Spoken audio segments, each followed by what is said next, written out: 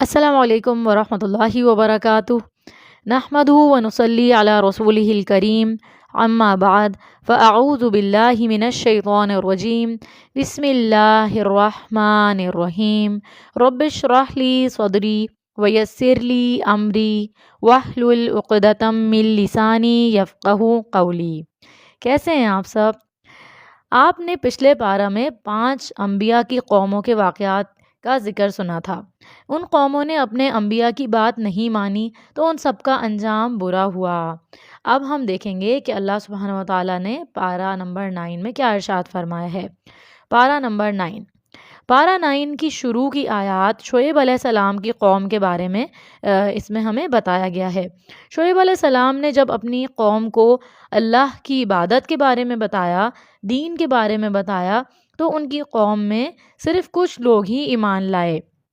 تو جو لوگ ایمان نہیں لائے تھے انہوں نے حضرت شعیب علیہ السلام کو بستی سے نکالنے کی دھمکی دی اور اس کے علاوہ بھی دھمکیاں دیں، لیکن حضرت شعیب علیہ السلام ان کی باتوں میں نہیں آئے اور اللہ سبحانہ و تعالیٰ سے دعا کی۔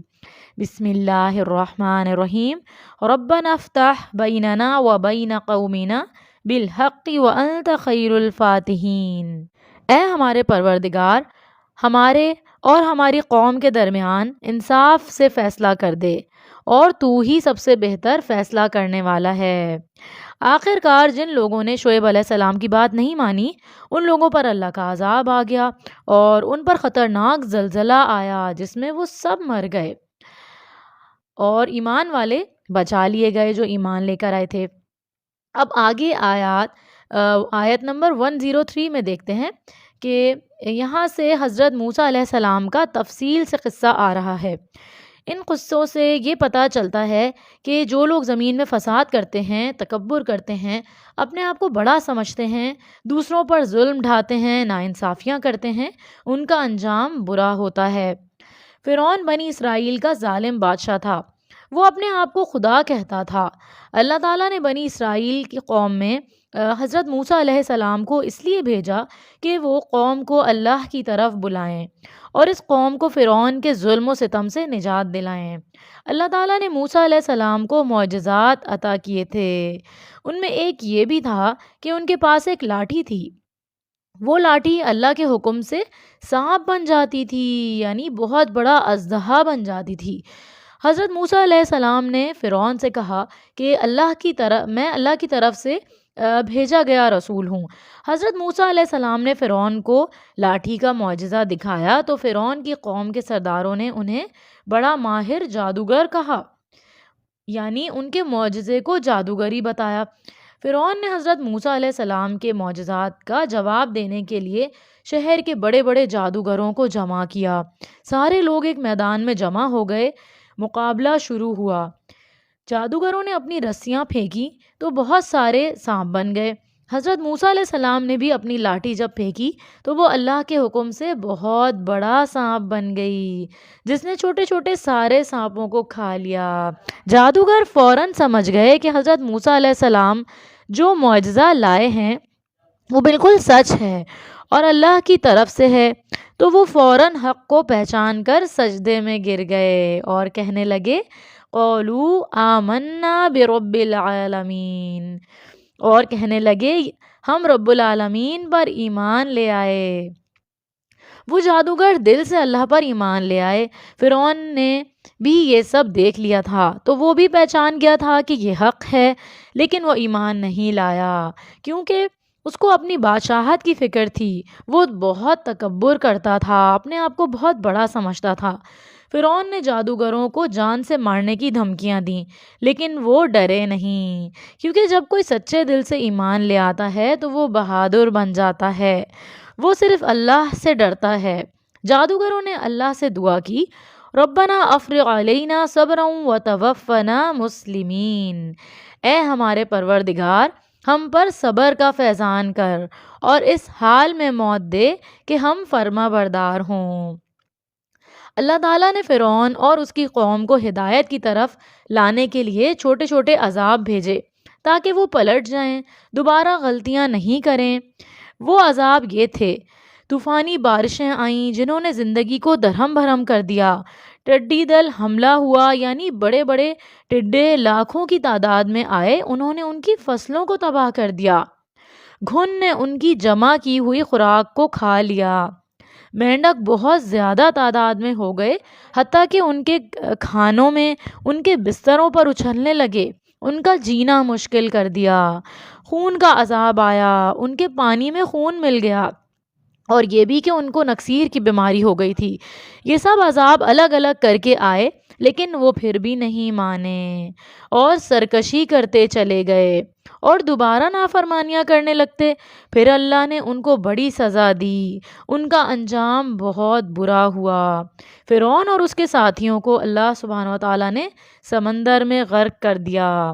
اس طرح بنی اسرائیل کو فرعون کے ظلم سے نجات ملی۔ اب آگے کی آیات میں فرعون کے مرنے کے بعد موسیٰ علیہ السلام کی قوم بنی اسرائیل کے واقعات ہیں۔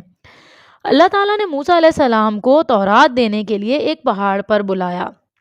موسیٰ علیہ السلام کے جانے کے بعد ان کی قوم نافرمانیاں کرنے لگی اور ایک بچڑے کی عبادت شروع کر دی۔ پھر انہوں نے اللہ تعالیٰ سے معافی مانگی تو اللہ تعالیٰ نے ان کو پھر معاف فرما دیا۔ اب یہاں سے بنی اسرائیل پر کچھ نعمتوں کا بتایا جا رہا ہے۔ بنی اسرائیل میں کچھ نیک لوگ بھی تھے۔ بنی اسرائیل کھلے آسمان کے نیچے تھے، نہ یہاں کھانا تھا ان کے پاس، نہ پانی تھا۔ اللہ نے ان سب کے لیے ایک پتھر سے 12 چشمے جاری کر دیے۔ اللہ تعالیٰ نے موسیٰ علیہ السلام کو حکم دیا تھا کہ اپنا عصا پتھر پر مارو تو اس سے 12 چشمے جاری ہو گئے۔ کتنے بڑے کمال کی بات ہے کہ یہی وہ عصا تھا کہ جب موسیٰ علیہ السلام بنی اسرائیل کو لے کر سمندر کے کنارے پہنچے تھے تو انہوں نے یہی عصا سمندر پر مارا تھا اللہ کے حکم سے، تو وہاں پر چٹان جیسا راستہ نکل آیا تھا۔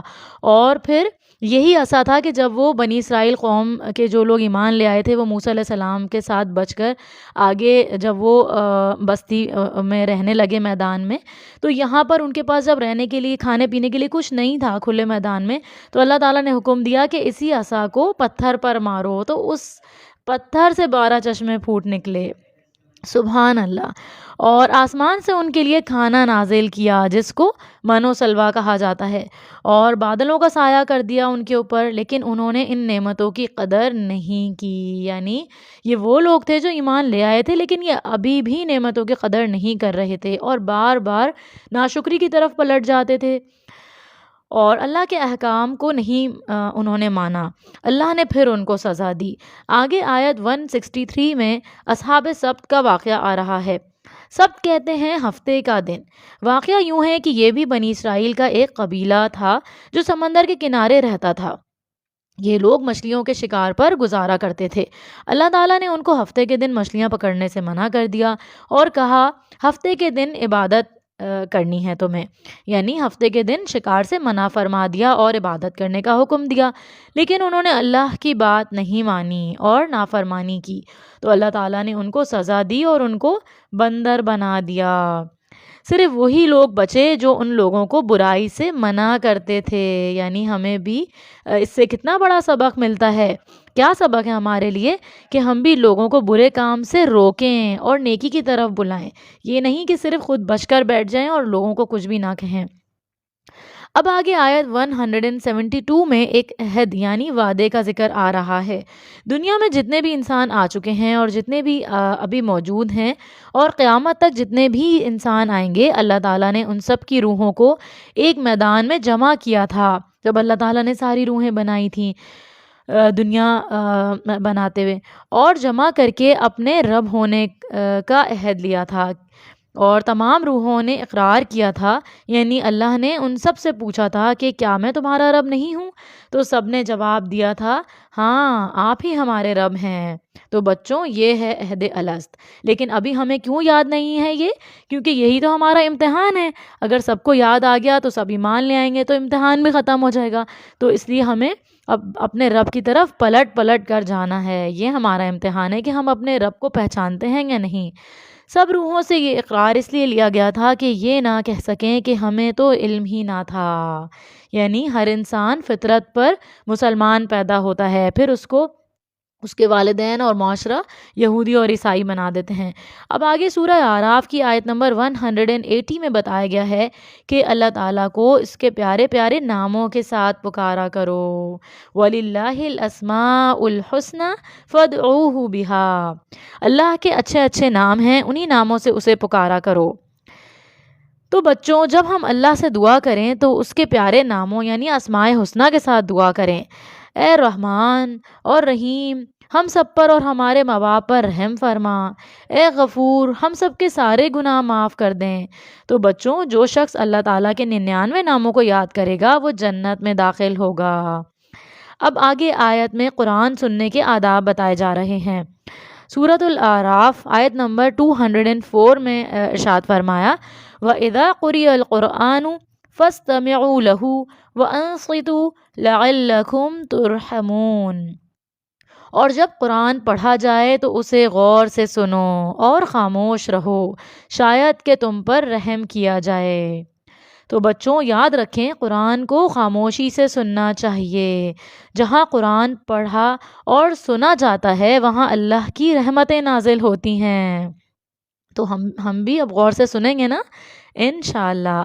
پارہ نمبر 9 میں سورہ اعراف کی آخری آیت میں آیت سجدہ ہے۔ یہاں پہلا سجدہ آیا ہے، آگے صورتوں میں اور بھی سجدے آئیں گے۔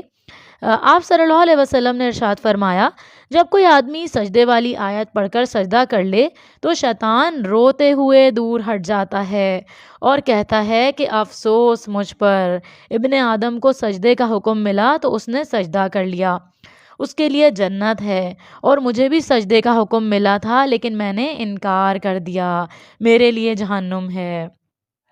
سورہ انفال سورت بہت ہی خوبصورت صورت ہے۔ اب ہم اس کے اندر دیکھیں گے کہ اللہ تعالیٰ نے اس صورت میں کیا کیا احکامات نازل فرمائے ہیں۔